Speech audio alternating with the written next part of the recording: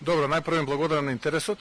Ке почнам со фактот дека ако еден човечки загубен живот е цената со која што треба ВМРО ДПМН да победи на следните предвремени парламентарни избори, а јас да го добијам премиерскиот мандат, тогаш одбивам да бидам дел од таквата процедура.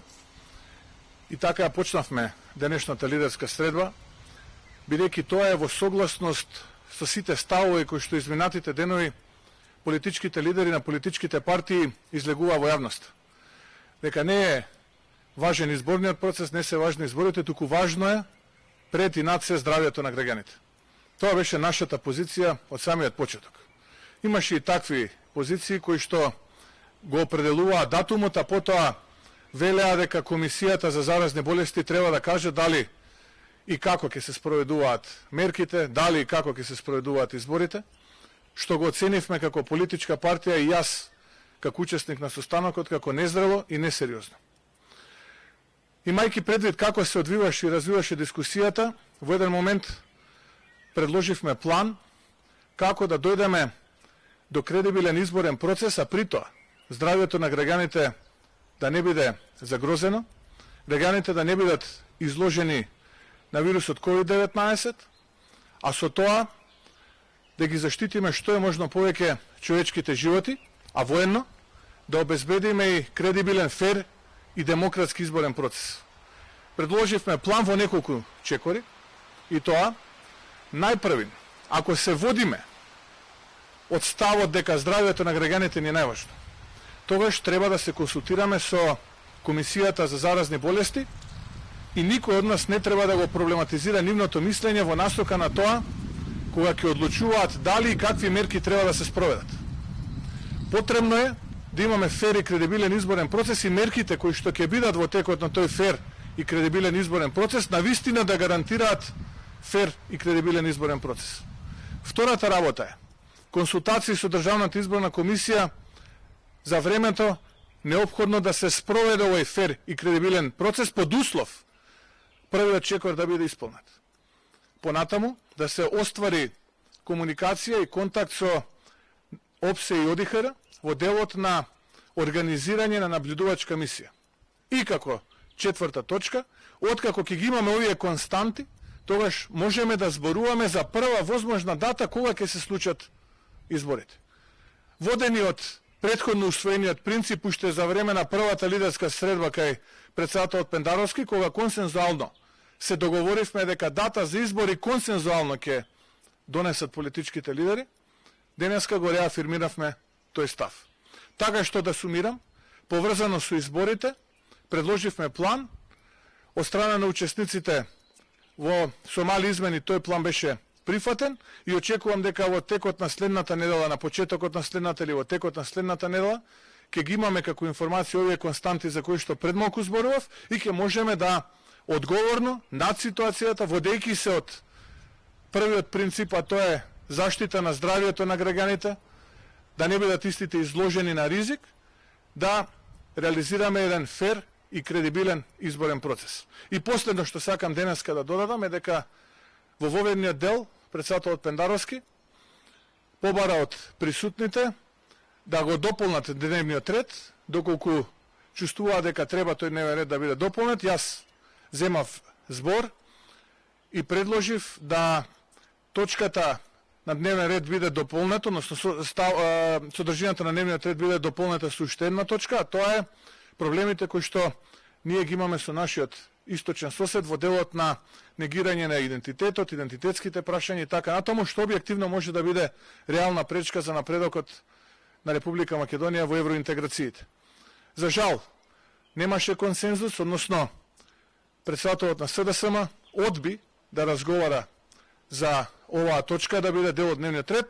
Жалам што испуштивме оваа можност заеднички да еднашка изградиме консензуален став околу националните приоритети, кои што понатаму треба да ни бидат водилка како ќе пристапуваме кон Европската унија. Се надевам дека ќе се охрабрат и осмелат во некоја наредна средба да заеднички усвоиме став и позиција со која што ќе настапуваме во иднина во процесот на преговори.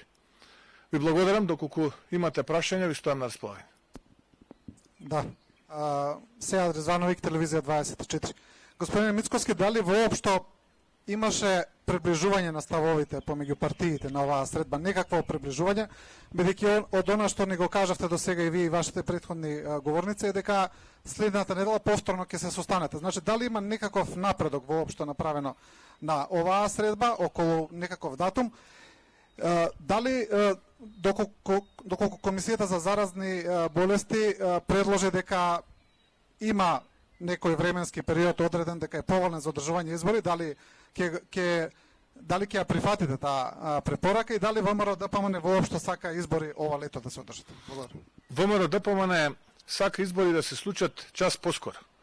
Но и реков, одбивам да бидам премиер ако цената за тоа биде 1 плюс изгубен човечки живот како резултат на COVID-19 вирусот. Ке повторам, избори час поскоро на не по цена на здравието на граѓаните. Она кое што денеска како консензус го донесовме, претходните говорници ви го пренесоа, го потврдив и јас, предпоставам и тие после мене ќе го потврдат, дека во текот на следната недела, откако ќе ги добиеме информациите од овие институции, ќе бидат константа во делот на одлучување за тоа како понатаму. Ке повторам, здравието на граѓаните не треба да биде предмет на компромис. Не е сериозно, е лицемерно. Од една страна вие да зборувате дека прв приоритет ви е здравието на граѓаните, а од друга страна да лицитирате со дати. Доколку се претвори ова во лицитација, тогаш треба да бидеме честни, како политичари, да кажеме пред граѓаните, ова што го зборуваме за вашето здравје не важи, нас не се важни фотелите, важни ни се пратеничките, министерските позиции, и тогаш ова што го зборувавме до сега беше лицемерно. Како политичар не сум таков, како човек не сум таков, принципиално зборувам. Сето она кое што ќе допринесе за поголема заштита на здравието на граѓаните, а при тоа да имаме фер и кредибилен изборен процес, ВМРО ДПМН ќе подржи. Избори час поскоро ВМРО ДПМН ќе победи на тие избори, кога и да се случат. Но не по цена на изгубен човечки живот. Тоа не можем ниту себе си да си го дозволам, ниту да го дозволам некој политичар да го прави. Затоа јас сум оптимиста дека во текот на следната недела, откако ќе ги добиеме овие информации, ќе можеме да бидеме појасни околу првата возможна дата. Ќе ве потсетам, на 26 февруари ВМРО ДПМН предупредуваше дека пандемијата ни е пред врата. На 12 и 13 март имавме состанок кај техничкиот председател на владата господинот Спасовски. Никој тогаш не зборуваше за одложување на избори. 6-7 дена потоа се тепавме кој прв да излезе и да напише статус или да одржи пресконференција кој ќе ги одложи изборите. Да не се доведеме во таква ситуација. Доволно граѓаните претрпеа во овој процес на изолација, ограничување на движењата, доволно претрпеа со сите овие стресови како резултат на COVID-19 вирусот, не треба ние дополнително како политичари да ги оптоваруваме нивните животи. Господине Мицковски, стана ли збор на оваа лидерска средба за последните бомби кои што беа објавени во медиумите? Не. Не. На истава тема, која веќе почна Александар, во најдолгото видео, мислам дека беше третото видео, во третата минута, Кичеец ви вели, тоа што ми го велите вие, тоа и го правам. Не искачам од тоа што вие ми наредувате. Дали имавте толкова близок контакт со господинот Кичеец и зошто тоа го негиравте во едно интервју и дали се уште контактирате со него? Да, очекував вакво прашање. Видете, наистина имаше еден обид од страна на политичкиот противник да се измести вестината од вистинската оска, каде што ќе се добие впечаток, кој што вие практично сега го пренесовте во форма на прашање, дека практично јас не ја говорам вистината. Ке се обидам да ви дадам одговор кој што се надевам откако ќе го слушнете ќе биде појасно. На барање на именуваното лице, а по претходно закажан состанок од страна на еден член од структурите на партијата, имавме состанок со именуваното лице и разговаравме поврзано со изборите кои што тогаш се случуваа, а тоа е пред да излезе во јавноста аферата позната како рекет. На 16 август 2019 година имав пресконференција на која што на новинарско прашање на една ваша колешка дали сум имал средба или било каков контакт со лицата кои што се поврзани со аферата рекет. Ке го цитирам мојот одговор и ке бидам прецизен, одговорив. На Бојан Јовановски лично му го честитав роденденот, од почит кон медиумот и од почит кон медиумите, бидејќи тој го побара тоа од мене како директор собственик на тој медиум. И да, сум се сретнал со другите лица кои што се поврзани во аферата. Тоа е првиот дел од мојот одговор. Понатаму, од страна на СДСМ бев прозиван на пресконференции во стилот на прашање да каже Мицкоски што зел на рака од овој до оној или така натаму и така натаму, и следеше интервју за еден портал во кој што во ведното прашање дали вие сте имале инкриминирачка средба со лицето тоа и тоа, како што на пресконференции СДСМ ве прозива. И тој дел не е прикажан, туку е прикажан мојот одговор, и на крајот од мојот одговор следи подпрашањето на водителот кој што вели дали сте имале таква средба, и јас одговорам не сум имал средба, мислејќи дека сум имал средба која што мене ме инкриминира. И добро е што излезе видеото, што можеше јавноста да види дека нема никакво основано сомневање за инкриминирање ниту мое, ниту на било кој друг. И ги охрабрувам уште еднашка институциите во државата, доколку постои основано сомневање за било какво мое инкриминирање или основано сомневање за сторено кривично дело, веднаш да покренат истрага. Уште денеска, односно подопрен глас, откако тоа го сторија, откако се појавија овие нелегално стекнати материјали. Очекувам истото да го направат и за останатите нелегално стекнати материјали кои се појавија или па можеби ќе се појавуваат во периодот кој што следи за други видови на политичари и јавни лица.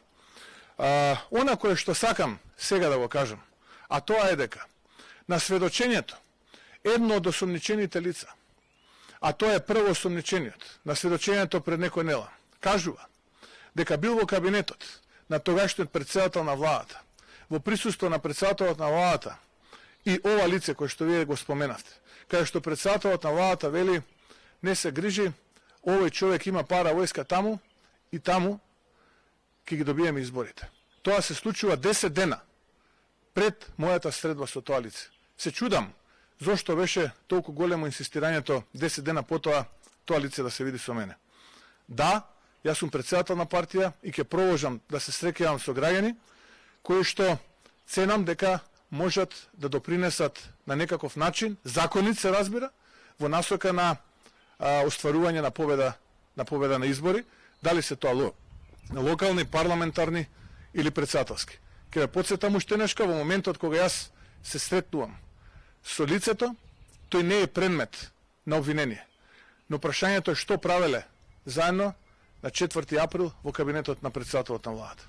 Ви благодарам. Јовица Пауновски, ТВ21. Господине Мицковски, бидејќи рековте дека барате час поскоро избори, дали доколку комисиите од здравство излезат со извештај дека има услови за одржување на избори, дали тоа би значило дека избори би прифатили во месец јуни, и дали стана збор за вонредната состојба околу продолжувањето на лидерската средба? Бев прилично јасен и кажав дека нашиот план опфаќаше 4 точки. 3 од тие 4 точки се комисијата за јавно здравје, или како ја кажавте за заразни болести, да излезе со позиција кога е најмал ризикот за граѓаните, а при тоа да имаме фер и кредибилен изборен процес. Државната изборна комисија да каже колку време им е потребно да спроведат фер и кредибилен изборен процес и конечно да видиме кога можеме да очекуваме полна наблюдувачка мисија од страна на ОПСЕ и ОДИХР. Тоа се трите константи кои што во овој момент не се важни, но прва и основна е здравјето на граѓаните. Но во вистинска смисла, јас нема да лицитирам со дати, дали тоа ќе биде 14, 21, 28, 5 или некоја друга. Онаа дата кога овие работи ќе бидат сведени на минимум, а ќе го гарантираме здравјето на граѓаните и ќе спасиме живот повеќе, ВМРО ДПМН ќе излезе на избори и ќе победи. Катерина Нешкова, Сител телевизија, не одговоривте околу прашањето за вонредната состојба. Дали стана збор воопшто дали ќе биде прекината, односно ќе заврши ова вонредна состојба, ќе продолжи, и ако веќе нема вонредна состојба, како ќе продолжи да функционира државата? Владата ќе нема нели сила да носи уредби со законска сила, собранието не е составено. Видете, поставив такво прашање, не добив одговор. Предпоставувам дека деновиве јавноста ќе добие одговор дали ќе имаме или ќе немаме продолжување на вонредната состојба, но ќе ве потсетам, кога се распушти парламентот, 60 дена пред 11. април, кога требаше да се одржат предвремените парламентарни избори, ние немавме ворена состојба. Што значи дека 60 дена техничката влада функционираше без ворена состојба, без овие уредби со сила на закон и имаше основна цел да ги подготви изборите и истите да ги спроведе, да бидат фер, демократски, кредибилни. Така што не би сакал продолжувањето на воредната состојба да се поврзува со уредби со сила на закон или со некој вид други гимнастики. Првиот пат воредната состојба беше прогласена поради две причини, кои што денеска ги повторив. И тоа, првата беше одложување на изборите и втората беше носење уредби со сила на закон за да му се помогне на стопанството. Никој во тој момент не донесе и не побара воредна состојба поради други причини. Ова беа двата столба врз основа на кои донесовме одлука тогаш да се прогласи ворена состојба. Вториот пат кога се продолжи истата не бев повикан и не можам да дадам одговор. Сега како што гледам, изборите се одложени, а се донесува големите како многу уредби со сила на закон. Додуше мал број од нив беа поврзани со поддршка за економијата и стопанството, поимавме пиши-бриши однесување од страна на владата. Се надевам дека сега ќе имаме малце посериозен и позрел однос од страна на ресорните министри. Господин Мицковски, го слуша вашиот одговор од колегата на прашањето од колегата за Кичец. Сакате да кажете дека тој човек бил човек на господинот Заев, бидејќи се среќал неколку пати во кабинетот, па бил уфрлен кај вас, така нешто? Александар, не би сакал да се спуштам на тоа ниво. Денеска сепак имавме лидерска средба во која што зборувавме за единината на државата, зборувавме за здравјето на граѓаните, како да излеземе од ова политичко мучуриште во кое што западнавме. Чив човек бил, каков човек бил, си знае тој, си знаат тие чив бил. Јас нити сакам да коментирам, нити сакам на тоа ниво да дебатирам. Има поважни работи за решавање, отколку тоа дали овој му рекол тоа на овој или тој на тоа му рекол.